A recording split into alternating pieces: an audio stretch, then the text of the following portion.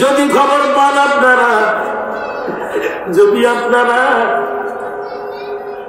আমার মৃত্যু সংবাদটা শুনে জানাজায় যেতে পারেন আর না পারেন, এই অদমকে গুনাহগারকে স্মরণ করে একটু দোয়া করবে।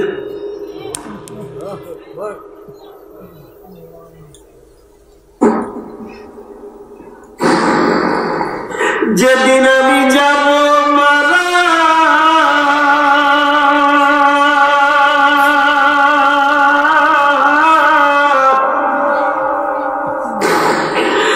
যেদিন আমি যাব মারা, চতুর্দিকে হয়ে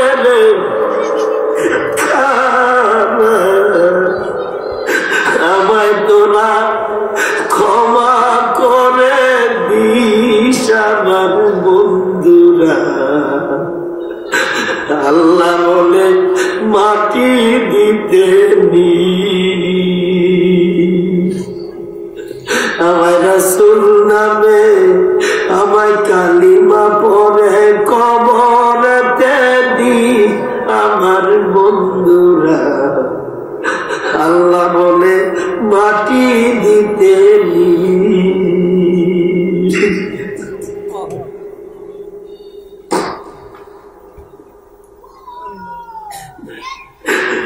পাড়া পড়শি নতুন করে দেখিতে আসবে মোরে, মুখের কাপড় তুলিয়া রাখিস আমার বন্ধুরা। মুখের কাপড় তুলিয়া রাখি,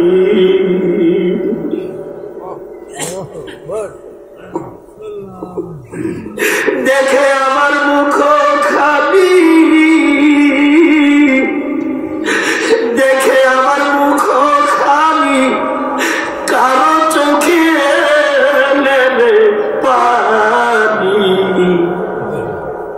কাঁদিতে কাঁদিতে বারণ করিস আমার বন্ধুরা।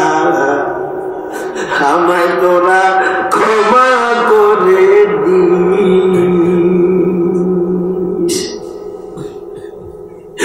আমার যাবার পথ ধরে তোরাও আসবি পরে, এ কথা স্মরণে রাখিস আমার বন্ধুরা। এ কথা স্মরণে রাখি।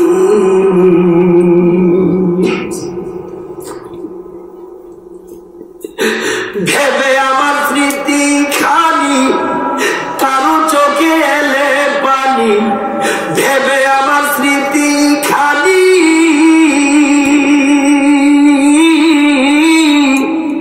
ভেবে আমার স্মৃতি খানি, কারো চোখে এলে পানি। কাঁদিতে কাঁদিতে নিষেধ করিস আমার বন্ধুরা। আমায় তোরা ক্ষমা করে দিস। মানুষ ও দরজকলা মোহাম্মদপুরবাসী, নবীজি বলেন সবচেয়ে বুদ্ধিমান মানুষ হলো তারা যারা মৃত্যুর কথা স্মরণ করে। মা বোনেরা কই গো, বাড়ি ঘরে বসে যাও গো মা। মা বধূ হয়ে এসেছ, লাশ হইয়া বাহির হবা। সেদিন তোমাকে কেউ মুখের মা বলবে না, কেউ তোমাকে আব্দুল্লাহ আব্দুল খালেক আব্দুর রহমানের স্ত্রী বলবে না, অমুকের দাদি বলবে না, নানি বলবে না। তুমি আর আমি হয়ে যাবো ডেড বডি। কিসের চিন্তা করো গো মা? ও আমার বোনেরা, কিসের ভাবা ভাবো? ভাবো মৃত্যুকে নিয়ে। এটা হলো বুদ্ধিমানের পরিচয়। জোরে কোন ঠিক কিনা?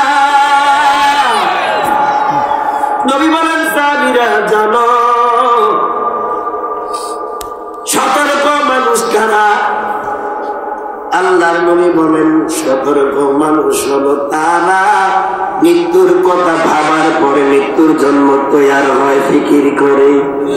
সুবহানাল্লাহ।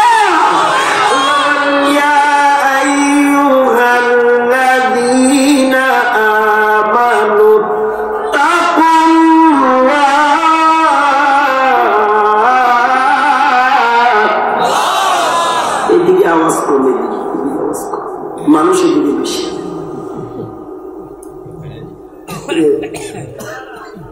এদিকে বেশি রাখছে জায়গাটায় খুবই, তাহলে এদিকে আওয়াজ বেশি, মানুষ বেশি। আপনি দাঁড়াই আছে মানুষ কোন দিকে বেশি? কখন দিকে মানুষ বেশি? এদিকে, তাহলে এদিকে আওয়াজ কম কিনবে। হাসির কথা বলছি নাকি? এত দুর্বল হলো কি আপনাদের ইমান? বুড়ো হয়ে গেছেন গা। ওইদিন লাস্টের একটা মাহফিল ছিল জানুয়ারির 10 তারিখ দিনে, এরকম প্রধান অতিথির মধ্যে একটা বুড়া আমার কাছে বসা, একজনই যথেষ্ট ছিল প্যান্ডেলের জন্য। এতে বুড়া, আমরা কোন বুড়া? কিছু বুড়া তো আছে টিভির সামনে বসে থাকে সারার সময়, তো কথা হয় না। এই যে বুড়া করলাম না, আমি বলি জাম বুড়া। কি বুড়া? সব বুড়া একরকম না, কিছু বুড়া আছে সম্মানী আর কিছু আছে অসম্মানী বুড়া, এগুলার আমি বলি জাম বুড়া। কয় চাটা বানান, দোকানদারে কয় আজান দিলে শুনলেন না, একামত হয়ে যাবে। কয় নামাজ কতক্ষণ লাগবে দেখে চা বানাবো না, আমি আসতেছি। এরকম বুড়া আছে না নাই?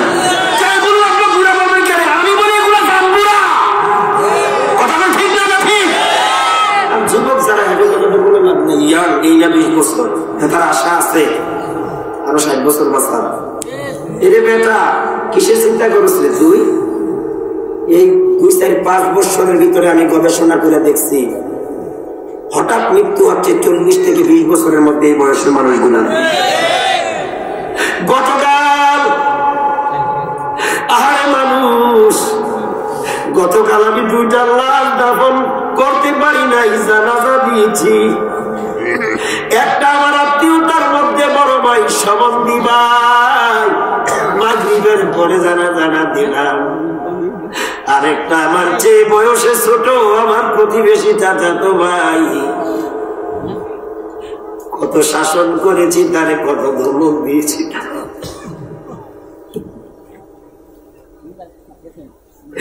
সলাতুল এশা পরে তার জানাজাও দিলাম। আমার তো ভয় লাগে, আমার সিরিয়ালের ছোটটা গেল, কখন জানি আমার ডাক এসে যা।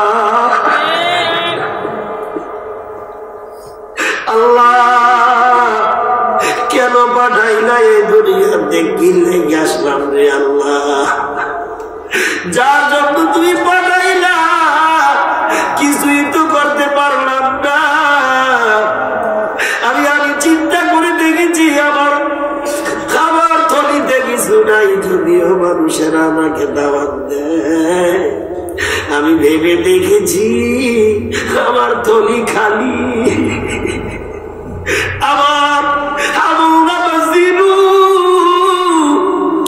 আমি তো চিন্তা করে দেখি আমার কোনো উপায় নাই, আমার কোনো উপায় নাই। আল্লাহ গো, তোমার দয়া যদি না থাকে আমার উপায় নাই, আমাদের উপায় নাই। কিসের চিন্তা সূত্রে মুসলমান, তোর অন্তর কত পাষাণ, অন্তর কত নষ্ট হয়ে গেল। এই মরণের সিগন্যাল শোনার পরও যখন তোর মধ্যে হুঁশ আসে নাই, মনে করবি রে তোর বাড়ি জাহান্নাম, জাহান্নাম। ঠিক না বেঠি? আল্লাহ বলে তো ইমানদারেরা, ইত্তাকিল্লাহ, তোমরা ভয় করো আল্লাহকে, হাক্কা তুকাতিহি। এই ভয় শুধু মসজিদে নয়, মাহফিলে নয়, এটা সব সময় থাকতে হবে। কথা বল না? মাহফিলে আসবেন কার ভয়ে? মসজিদে যাবেন কার ভয়ে? বাজারও গিয়া ভয় থাকবে কার? বাড়ি ঘরে ভয় থাকবে কার?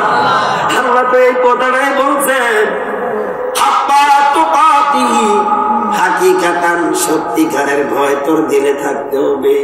আর একটা কথা আল্লাহ বলে দিলেন যে গোলাম ওয়া আল্লাহু আকবার ওয়া আনতুম মুসলিমুন।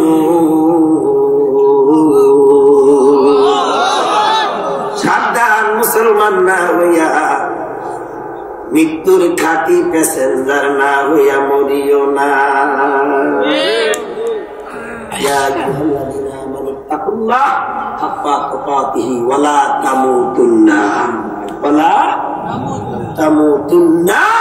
মৃত্যু মুখে পতিত হইও না, মৃত্যুর বিছানায় শুইও না। মুসলিম খাঁটি মুসলমান না হইয়া উপায় নাই। কষ্ট পাইতেছে জিকির করেন লা ইলাহা ইল্লাল্লাহ লা ইলাহা ইল্লাল্লাহ। ছেলে তুমি ওখানে কেন? এই এলাকায় দরজ করার কোনো ফুলাবেন দেশে নাই, সব বিদেশ গেছে গা। এদিকে সব যাদব দরজ করার সব ফুলাবেন বিদেশ গেছে গা। কেন?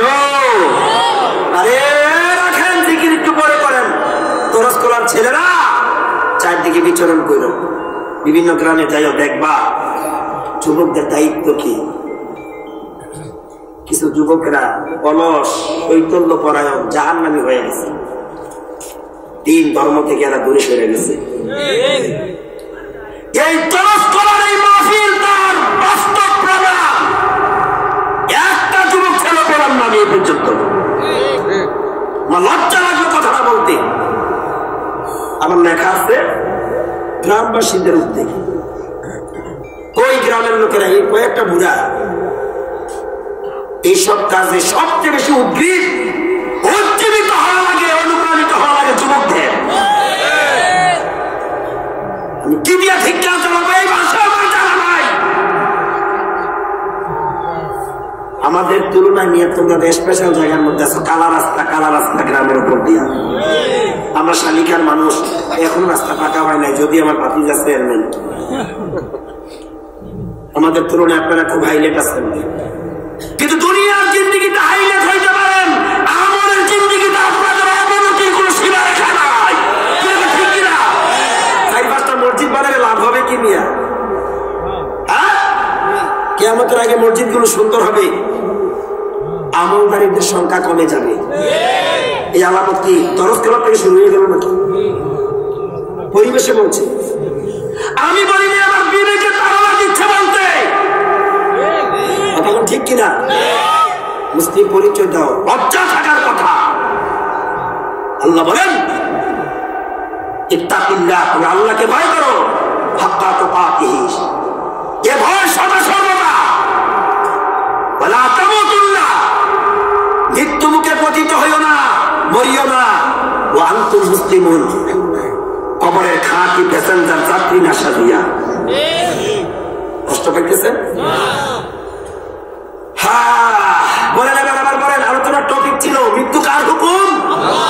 জোরে বলেন। এই মৃত্যু আসবে কার হুকুমে? নির্ধারিত সময় আছে তো, ওই সময় আসবে, 1 সেকেন্ড আগে আসবে না পরে।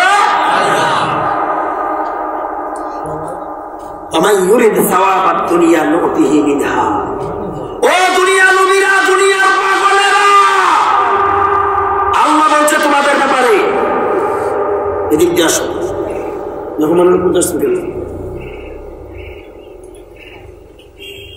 আল্লাহ বলছে তোমাদের ব্যাপারে 1000 বছর আগে মেসেজ দিয়েছে কোরআনের মাধ্যমে। আমার একদল গোলাম আসবে, তারা শুধু দুনিয়া করবে। হজ করতে যায় হাজী সাহেবের জন্য, হাজী সাহেব নাম লেখার জন্য, দান করে মারহাবার জন্য, নামাজ পড়ে মুসল্লি দাবি করার জন্য। তো কথা হয় না? রোজা রাখবে লোকেরা, রোজাদার বলবে এই জন্য। দুনিয়ার প্রশংসা করবে এই কারণে। আল্লাহ বলছেন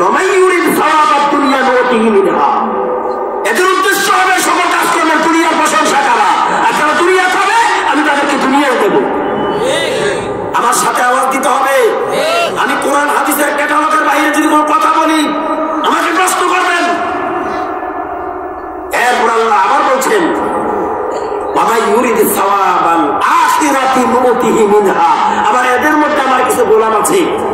দুনিয়া যত কর্ম করবে আমল করবে দুনিয়ার জন্য না, আখিরাতের জন্য। আমি তাদেরকে আখিরাত দেব, আখিরাত দেব। সুবহানাল্লাহ বলবেন না? এরপর আল্লাহ বলছেন ওয়াসানাজিজিশ শাকিরিন,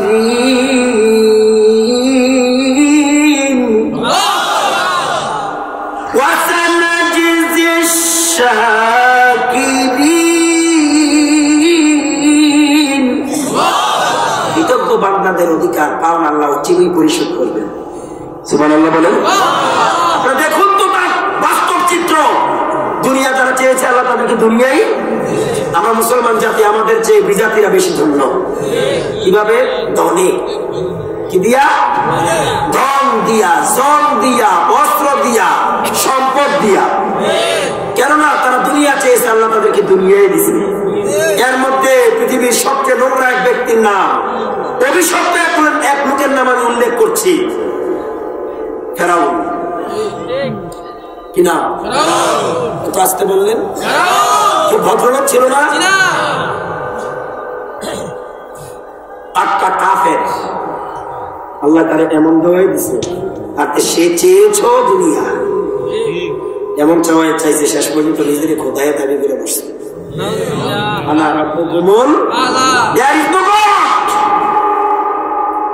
আল্লাহ বলতে কিছুই নাই, আমি তোমাদের রব, আমার প্রতিকৃতিতে তোমরা উপাসনা করো। মূর্খরা, কিবতী, জাহেলেরা তার প্রতিশ্রুতিতে পূজা করতে লাগলো। নাউজুবিল্লাহ। কিন্তু বনি ইসরায়েলের লোকেরা এই স্বীকৃতি মানলেন না। না মানার কারণে তাদের উপর অত্যাচারে স্টিম রুলার চলে আসলো। আর তার এই অবৈধ ক্ষমতার মূলোৎপাটন করার জন্য এসেছিল বনি ইসরায়েলের ৭০,০০০ নবী রাসূলদের মধ্যে সিংহ পুরুষ মুসা কালিমুল্লাহ। সুবহানাল্লাহ। আসতে বলেন, আরো জোরে বলেন। হ্যাঁ, যদিও সে অভিশপ্ত নাফরমান ছিল, কাফের ছিল, এরপর সে একান্ত ভাবে আল্লাহর কাছে বলতো, আল্লাহ, সত্য তো কোনোদিন গোপন থাকে না। জাল হাক্কু ওয়া যাহাকাল বাতিল, সত্যের আগমন ঘটলে মিথ্যা পালায়, ঠিক নেই। ইন্নাল বাতিলা কানা যাহুকা, সত্য কোনোদিন গোপন রাখা সত্যের উদ্ঘাটন হবেই হবে ইনশাআল্লাহ। ঠিক কিনা? সত্যটা স্বীকার করলেন, তাও আবার একান্তভাবে, একান্তভাবে গিয়া বললেন, আল্লাহ, আমি তো জানি তুমি আমার রব, কিন্তু দেখতে পাচ্ছি না, কারণ অসুবিধাও থাকতেই পারে। আজকে আমি নামাজ পড়ছি, এখানে সেজদা থেকে উঠতেও ডাইন হাত ব্যবহার করেছি, রুকু থেকে উঠতেও বাম হাত ডাইন হাত ব্যবহার করেছি। এই সামান্য আঘাত হয়তো ফুলে গেছে, কিন্তু কি নিয়ামত এক একটা অঙ্গ প্রত্যঙ্গ কিছুটা আমি বুঝছি। যুবকেরা, ফেরাউন তো ছিল কাফের, কাফের হওয়ার পরও সে একান্তভাবে বলতো, আল্লাহ, গোপনীয়তা রক্ষা করে বলতো যাতে পাবলিক না জানে। কত বড় দুষ্ট, গোপনীয়তা রক্ষা করে বলতো, আল্লাহ, আমি তো জানি তুমি আমার রব, শুধু আমার না, নবমণ্ডল ভূমণ্ডল সব কিছুর পরিচালক তুমি। কোরআন কারিমে বোধহয় এমন নিদর্শন নাই। আলহামদুলিল্লাহি রাব্বিল আলামিন অর্থ জানেন না দেখে উত্তর নাই। যে সময় আপনারা নামাজে দাঁড়ান, এখানে প্রথম আয়াত প্রায় শুরু হয় এটা দিয়া। সমস্ত প্রশংসা ওই রবের জন্য যিনি গোটা জাহানের পরিচালক। তিনি কে? আরো জোরে বলেন, কে? তাই বললেন, আল্লাহ, শুধু আমার নয়, গোটা জাহানের রব তুমি। এত বড় সত্য আমি নিজেকে খোদা দাবি করি, জানো নি আল্লাহ? আল্লাহ জানে না? জানে না? সত্যটা আমি স্বীকার করলেন, তার বাস্তব চিত্র আমি তুলে ধরছি। তিনি বললেন, আল্লাহ, কেন যে আমি নিজের খোদা দাবি করছি জানো? বলে, আমি যে দুনিয়া চাই, ঠিক আছে, আমি তো দুনিয়া চাই, আমি আখিরাত চাই না। আল্লাহ বলে, দিলাম রে, তোরে দুনিয়া দিলাম। একজন অসহায় বকার ছেলে ছিল ফেরাউন, তার প্রমোশন দিতে দিতে মিশরের প্রধান উজির শুধু উজিরের পদে তাকে সমাসীন রাখে নাই, মিশরের রাষ্ট্রপ্রধানও পদার্পণ করেছিলেন। তিনি কি? আল্লাহ ছাড় দেয়, কোন মুসলমানকে ছেড়ে দেয় না, ঠিক কিনা? শুধু তা নয়, হায়াতের এত লং টাইম তাকে দিয়ে দেওয়া হয়েছিল। 50 আর 70 100 বছর নয়, 450 বছর। এই 450 বছর হায়াত দিয়ে আল্লাহ শেষ করেন নাই। এই 450 বছরের মধ্যে কোনদিন এই দুষ্ট কাফেরটা বড় ধরনের কোন ব্যাধি তো দূরের কথা, ঠান্ডা কাশিও তার হয় না। আল্লাহ থেকে দুনিয়া দিয়েছিলেন, সে দুনিয়া চেয়েছিল। এবার যদি আপনাদেরকে প্রশ্ন করি, আপনারা কি দুনিয়া চান? আখিরাত চান? তাহলে মনে রাখতে হবে, যদিও দুনিয়ার জিন্দগিটা সামান্য, এই সামান্য জিন্দগি দিয়া অনন্তকাল পরকালকে আমাদের গড়তে হবে। জোরে বল ঠিক কিনা? পরকাল গড়ার প্লিজ, এটা পরকাল গড়ার ক্ষেত্র, এটা আখিরাতের শস্য ক্ষেত্র। রাসূল বলেছেন দুনিয়া মাজরাতুল আখিরাহ, দুনিয়া পরকালের শস্য ক্ষেত্র। এই জন্য যারা ভাবুক, চিন্তাশীল, বুদ্ধিমান, তারা দুনিয়ার সামান্য জিন্দিগি দিয়া পরকালের অনন্ত জগৎকে গড়ে নেয়। রাসূলের কন্যা সাইয়্যিদাতুন নিসা আহলিল জান্নাহ, জান্নাতের সমস্ত রমণীদের সর্দারিনী, কি নাম না? সাইয়্যিদাতুন হযরত ফাতেমা। মাশাআল্লাহ বলেন না? ফাতেমাতুত তাহরা, ফাতেমাতুজ জাহরা রাদিয়াল্লাহু তাআলা আনহা। তিনি কথা বলেছিলেন, আল্লাহ, ও আমার বাবা, আল্লাহর নবী, আমার পিতা, আমি দুনিয়া চাই না, আমি আখিরাত চাই। সুবহানাল্লাহ বলেন। রাসূল শুনাইয়া দিলেন, ওয়ামাই ইউরিদ সাওয়াবাদ দুনিয়া নুতিহি মিনহা ওয়ামাই ইউরিদ সাওয়াবাল আখিরাতি নুতিহি মিনহা। মাগো, যারা দুনিয়া চায় আল্লাহ তাকে দুনিয়া দেয়, আর পরকাল যারা চায় আল্লাহ তাদেরকে পরকাল দেয়। সুবিধা হয় নাই তো? প্রধান বক্তা এসে যাবেন সব। দেখেছি অনেকে চোখের পানি ঝরেছে, আর মিডিয়াম্যান বসা বসা মোবাইল টিপতেছে না, বাদাম খাচ্ছে, বুঝি না। ওই পদ্মা সেতুর কাছে যাই কিছু দেয়, এটা রেকর্ড করে স্ন্যাপ নেয়, সেলফি তোলে। কিছু মিডিয়া আছে না, ওখানে যে একে থুতু দেয়, এটা সেলফি তোলে। আর এমন একটা স্পট, আল্লাহর বান্দারা একটু আগে আমি দেখেছি অনেকে চোখের পানি ঝরেছে, এবারে বৈশা বৈশা মোবাইলের বাটন টিপে।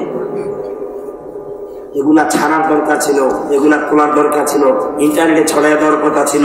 মানুষ শুনলে যাতে দৃশ্য দেখে তাদের চোখও পানি আসে। হায় হায়, চোখের পানি কি দাম জানেন? আল্লাহর কাছে সবকিছু আছে, একটা জিনিস না, সেটা হলো চোখের পানি। আল্লাহ কান্দে কোনদিন? আল্লাহ কারো মুখাপেক্ষি? বরং আমরা তার মুখাপেক্ষি। এজন্য রাসূল বলছেন, আল্লাহর কাছে বান্দার সবচেয়ে দামি বস্তুর নাম হলো চোখের পানি। জানতে তো পারেন না, কান্দেন না তো, কান্দা আসবে কিভাবে? কলবের মধ্যে না শয়তানের ঘর? আমাদের চোখে পানি আসে না আল্লাহর ভয়ে, মৃত্যুর ভয়ে, কবরের ভয়ে। তবে কিছু মানুষের আসে, যেমন তেমন লোকের চোখে পানি আসে না, জানতের মানুষের চোখে পানি আসে না। চোখে পানি আসার একটা পরিবেশ লাগে, এর মধ্যে উল্লেখযোগ্য পরিবেশ হলো শেষ রাত্র। সুবহানাল্লাহ বলেন না? আমার কথা যদি বিশ্বাস না হয়, আজকের থেকে ট্রাই করবেন, প্র্যাকটিস করবেন, আজকের থেকে প্র্যাকটিস করবেন। শেষ রাতে জাগরণ করবেন, অভ্যাস করবেন। 2 রাকাত তাহিয়াতুন নাম ওয়াজুদ সহ 2 রাকাত, কমস কম 4 রাকাত তাহাজ্জুদ, সম্ভব হলে ওমরি গাজা। আমি বলে যাচ্ছি, আপনারা শুনুন, আমাকে আল্লাহ আমল করার তৌফিক দেন। আগে আমাকে, এরপর আপনাদেরকে। এরপরে বসবেন, একটু মুরাক্কাবা মুশাহাদায়, একটু স্মরণ হবেন মালিকের। দেখবেন আমি বলছি, 1 দিন 2 দিন, টুডে টুমরো, একদিন আপনার চোখে দিয়ে পানি ঝরে গেছে। রাসূল বলেন, বাকা মিন খাশিয়াতিল্লাহ হারামাল্লাহু আলাইহিন নার। যে ব্যক্তিরা কাঁদবে এই পরিবেশে, জাহান্নামের আগুন হারাম। এত আসতে বললেন সুবহানাল্লাহ। আরেকটু যদি বলেন, আল্লাহ বেশি বেশি তোমার স্মরণে, তোমার ভয়ে বন্দনাকারীদের অন্তর্ভুক্ত করে দাও আমাদেরকে। আমার ভাইয়েরা কেউ নড়াচড়া করবেন না, শোকাহত মন নিয়া, ব্যথিত শরীর নিয়া আপনাদের মাঝে এসেছি, কিছু কথা বলে গেছি, কষ্ট হলে আল্লাহর রাস্তায় ক্ষমা করবেন। তো এই মাহফিল প্রতি বছরের ন্যায় আজকে ৫ম বৎসরে পদার্পণ করছে, তাই না? সুন্দর ঈদগাহ থাকার কারণে মাহফিল হয়েছে। এমন একটা সময় আসতেছে মাহফিল করার প্লেস দেওয়া পাবেন না। একটু গেট দেখেন এখন চারদিকে, আজকে সম্বর দিয়া ব্রাহ্মণ দিয়া মহিলা তালিম মাহফিল। আমি গুনাগার ৯টায় মাইক নিয়েছি, 11:30টায় মাইক আসছি। কালকে রাতে 2টা মাহফিল ছিল। গত কয়েক বছর আগে যেখানে মাহফিলটি হয়েছিল এই বছর গিয়া দেখি একটা তো জায়গাত নাই, অর্থাৎ আগের জায়গায় স্থানান্তর হয়ে গেছে। বললাম হুজুর কারো জমিনে ফসল করে ফেলছে, কারো জায়গায় ঘর দুয়ার উঠাইয়া ফেলছে, কারো জায়গায় এটা করছে সেটা করছে। এই জন্য আমি বলছি এক সময় এমন একটা সিচুয়েশন আসবে মাহফিল জানাজার জায়গাটা হতে পাইতেন না। আপনাদেরকে ধন্যবাদ জানাই। দরজতলাবাসী সুন্দর একটা পরিকল্পনা, উপযুক্ত সময় উপযোগী পরিকল্পনা নিয়েছেন আপনারা। আজকের এই মুহূর্তে এই ঈদগাহ করে গেছেন, এখানে ঈদের জমাতও চলবে, মাহফিলও চলবে, জানাজাও চলবে, প্রয়োজনে বিভিন্ন অনুষ্ঠানও চলবে। এখন ঠিক না ঠিক? আপনাদেরকে কষ্ট দিচ্ছি না। ঈদগাহ অসম্পূর্ণ কাজ আরো আছে না নাই? সম্পর্ক রাখার দরকার আছে এইসব কাজের সাথে। প্রতি বছর লোকেরা বসবে, প্রাণ খুলে দোয়া করবে, একটা লোক উঠবেন না। প্রতি বছর লোকেরা বসবে, প্রাণ খুলে দোয়া করবে, চোখের পানি ফেলাইয়া দোয়া করবে। সুবহানাল্লাহ বলেন। সেই জন্য ঈদগাহের সাথে সম্পৃক্ত থাকবেন, এটার উন্নয়নে সিংহভাগ অবদান রাখবেন। আল্লাহ বলেন মান জাআ বিল হাসানাতি ফালাহু আশরু আমসালিহা। তুমি যদি আমার দেওয়া অর্জিত সম্পদ থেকে, দেখেন আমি হাতরা দিয়া কথাও বলতে পারতেছি না, আল্লাহু আকবার, এক জায়গা থেকে 2টা লোক উঠলো, কোনটা বুঝাইতাম যদি 2 জায়গা থেকে 2 জন উঠতো। কি বললাম? দেখেন যেমন একটা ফুটবল খেলার মাঠ হয়ে গেছে জায়গাটা, এই জায়গাটা কিন্তু শয়তান এসে বসবে। জি, কথা বলবেন না। আমি কিন্তু সমাজ, দেশ, পরিবার, ব্যক্তি রিচার্জ করে কথা বলি। মানুষটা ছোট্ট আর কি, কথাগুলো কিন্তু বলে ফেলি অনেক বড়। কারণ এই ওয়াজের বয়সে জানুয়ারি সহ, জানুয়ারি তো গেছে না, আজকে ফেব্রুয়ারি 3 দিন, 3 তারিখ না, 27 বছর 1 মাস 3 দিন হয়ে গেছে আমার ওয়াজের বয়স।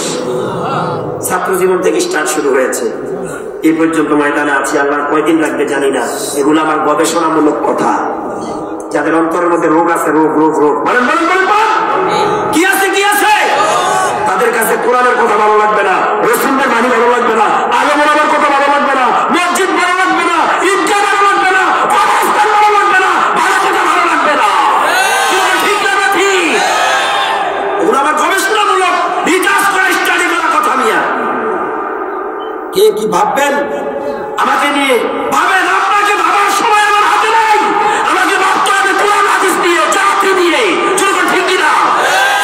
কত ভাবুকের সিরিয়াল নাই এলাকায়, চুরি নাই, কত ভাবুকা ছিল দেখলাম আগে পরে, একটা সিরিয়াল নাই, সব সিরিয়াল মেন্টেনহীন হয়ে গেছে। ঠিক কিনা? এরা সমাজের সবচেয়ে অভিশপ্ত নিকৃষ্ট লোক, যারা অন্যকে নিয়ে চিন্তা করে, নিজের চিন্তা করে না। এদেরকে ভাবার সময় নাই। আমরা পরনিন্দা নিয়ে ভাবি না, আমরা কোরআন নিয়ে ভাবি, হাদিস নিয়ে ভাবি, জাতি নিয়ে ভাবি, আখিরাত নিয়ে ভাবি। কথা ঠিক কিনা? সম্ভব হলে অন্যের ব্যাপারে ভালো ধারণা রাখি। আল্লাহ বলেছেন ইয়া আইয়ুহাল্লাযীনা আমানু ইসতানিবু কাসীরাম মিনাজ যান্নি ইন্না বা'দাজ যান্নি। তোমরা ধারণা থেকে বেঁচে থাকো, অধিকাংশ ধারণাই ভুল। বলেন বলেন কি কি? সূরা হুজরাত খুলে দেখবেন। ইমানদারেরা, তোমরা মন্তব্য করিও না অন্যের ব্যাপারে, কারণ অধিকাংশ মন্তব্যই ভুল। তো ভাইয়েরা, এই জন্য বলছি ঈদগাহের সাথে সম্পৃক্ত থাকবেন। প্রতি বছর 2-1টা জানাজা তো হয়, মাঝে মধ্যে বেশিও হয়। আরে সময় আসতেছে, মাসে 2-1টা না, আরো বেশি হবে। দোয়া করবে লোকেরা এখানে দাঁড়াইয়া, বছরে একটি প্রোগ্রাম হবে, দোয়া করবে লোকেরা।